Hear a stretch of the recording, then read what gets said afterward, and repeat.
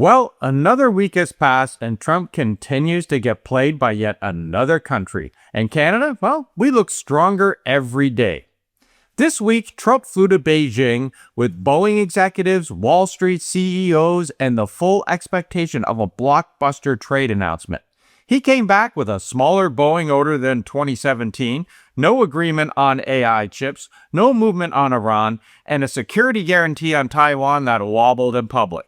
Yep. Basically, China served him a formal banquet, walked him through a garden, and kept every real prize on the shelf. Xi Jinping gave Trump ceremony, but he withheld substance. And the entire world, every allied government, every defense ministry, every pension fund that has been recalibrating its exposure to American political risk, they watched it happen and drew the same conclusion. Yep. Trump's Beijing visit didn't just come up short. It confirmed that the era of automatic American dominance is over. Not with a crash, but with a shrinking Boeing order and a photo op. Here's what we're talking about today. We're going to walk through exactly what happened at that summit, why it's sending a specific kind of alarm through every allied capital from Seoul to Berlin, and why some Canadian announcements this week may be some of the most significant strategic decisions Canada has made in decades. So let's get started. All right, let's start with what Trump actually went to Beijing to get, because his team had been framing this as a major breakthrough for weeks. He brought the full roster: Boeing, Apple, Nvidia, Wall Street. The message was simple: America is ready to deal at scale. Now, before going forward, we have to remember something important. In 2017, China committed to 300 Boeing aircraft. That was the benchmark of a healthy U.S.-China industrial relationship. This week, that number came back as 200. Fewer orders in 2026 than in 2017. Trump landed in Washington and called it a win. I guess math is not his strong suit, Mr. 5,000%. And it wasn't just Boeing. On Nvidia, getting China to ease restrictions on advanced AI chips, no clean resolution came back. No public commitment, no signed framework. On agriculture, nothing. And on the Strait of Hormuz, nothing as well. But what she essentially said was, the war should not have happened, dude. In other words, you broke it, now you want us to fix it? I don't think so. China buys Iranian oil. It has relationships in Tehran that Washington doesn't. And she knew that Trump needed that headline far more than he needed to give it to him. So he didn't. And then there was Taiwan. She called it the most important issue on the table and warned of danger if it was mishandled. Trump's response was muddled enough that it made the U.S. security guarantee with Taiwan wobble in real time and in public. When a U.S. president publicly questions whether America could defend Taiwan, every country that depends on a U.S. security commitment records that moment and remembers. Japan, South Korea, Australia, the Baltic states, Canada, they all run the same calculation. If that guarantee softens on Taiwan, what does it soften on next? It's a legitimate question and one that every allied nation is taking seriously. But the Boeing number and the Iran answer are actually the smaller part of this story. The bigger signal came from what she said, and who is scheduled to show up in Beijing almost immediately after this visit. During the summit, she referenced the Thucydides Trap. It's an ancient Greek concept about what happens when a rising power and a dominant power collide. Think Athens and Sparta. The trap isn't that war is inevitable, but the trap is that fear, pride, and poor decisions make it far more likely than it needs to be.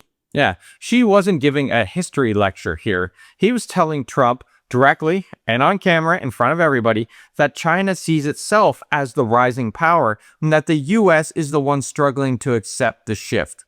Trump responded, well, like he always does, by blaming Biden. And the symbolism didn't stop with the language.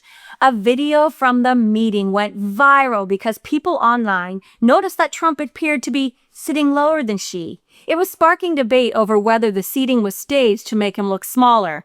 Nah, to be clear, there's no proof that China intentionally did that. It could have been the furniture, the camera angle. But the reason it caught fire is what matters, because the whole summit felt lopsided. She was talking like the leader of a rising power.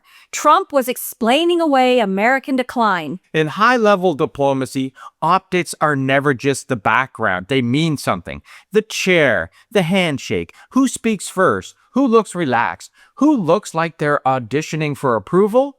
All of that sends a message. And in Beijing, the message was hard to miss. She didn't show up to greet Trump at the plane. She made sure to make Trump struggle. He walked up steps with ease and had to stop because Trump couldn't do it. He helped Trump up the steps. And then to his face, she told Trump that America is basically a power in decline. And what did Trump do? He didn't disagree. He said, I agree, but it's Biden's fault. And think about this. The governments that are watching all of this, they've got to be asking themselves one question. If the United States can't even process a geopolitical shift without deflecting to the previous administration, well, what does that mean for the commitments that they've already signed with Washington? Well, Germany provided the most pointed public answer this week. Chancellor Friedrich Merz said that he would not advise his children to go and study or work in the United States given the current social climate. That is saying something. Think about it. Talent follows stability, Deb. Graduate students, engineers, researchers, investors, they choose where to go based on where they believe things are being built. If the U.S. signals instability, which they are, then those choices are shifting quickly. It's not one dramatic announcement here. It's thousands of individual decisions that compound day after day, year after year. And then came the announcement immediately after Trump stepped on a plane that Putin will be visiting Beijing next week. The timing is not coincidental here at all. The message from Beijing to everyone watching was clear. This is the room everyone has to enter now, and China is not dispensing favors for free. Yeah, Trump needed that summit. She hosted it on his terms. And now Putin is walking in behind him, and he's getting a red carpet. So what is Canada doing while all of this plays out, Dave? Well, Prime Minister Mark Carney announced a federal-Alberta agreement this week for a potential pipeline from Alberta to British Columbia's northwest coast. 1 million barrels a day of Canadian oil with access to the Pacific. We covered this in our video yesterday that you can check out in the links below, but we want to highlight this because there's a big point being made here.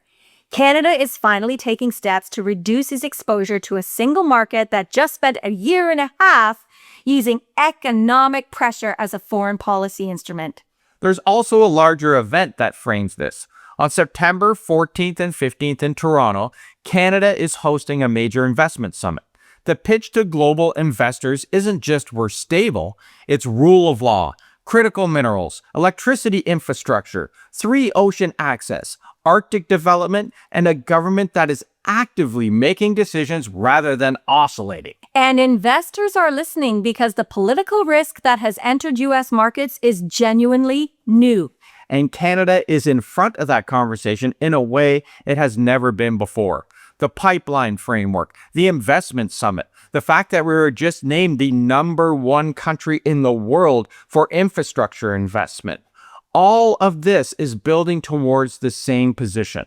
So Trump went to Beijing from a position of need. His own trade war stripped away the leverage that would have given him the stronger hand at the table. He needed Chinese cooperation on Iran, on chips, on Boeing orders, and she knew that. And contrast that with Carney's visit. There was mutual respect. There was ceremony and there was deals made. And Prime Minister Carney came home with wins while Trump came home with his tail between his legs. Yeah, it's obvious here. Canada's window is open right now. Build the pipeline, lock in investors, deepen the alliances, create the options that make Canada a country other nations choose to deal with, not just because of geography, but because of what we're building here at home. The world is not waiting for Washington to stabilize anymore. Europe is adjusting, China is asserting, and investors are moving, while middle powers are building. And Canada is one of those middle powers. The question is whether we move fast enough to lock in what's available right now before the window actually closes. And I think we're well on our way to doing that. So here's what we want to hear from you. Trump left Beijing with a smaller Boeing order and a handful of rose seeds for a non-existent rose garden. Canada responded with a pipeline deal and an investment summit. So, does Canada lock in the Pacific Pipeline and the investment relationships before Ottawa's political will runs out? Or does this deal stall the way all energy projects have before in Canada? Let us know in the comments because we love hearing from you. And if this gave you something to think about it, make sure to hype it, share it, like it, and give us a subscribe because we cover stuff like this every single day. Check out the pinned comment for details on everything else, and we shall see you tomorrow. Thanks for watching, everybody. Ciao for now.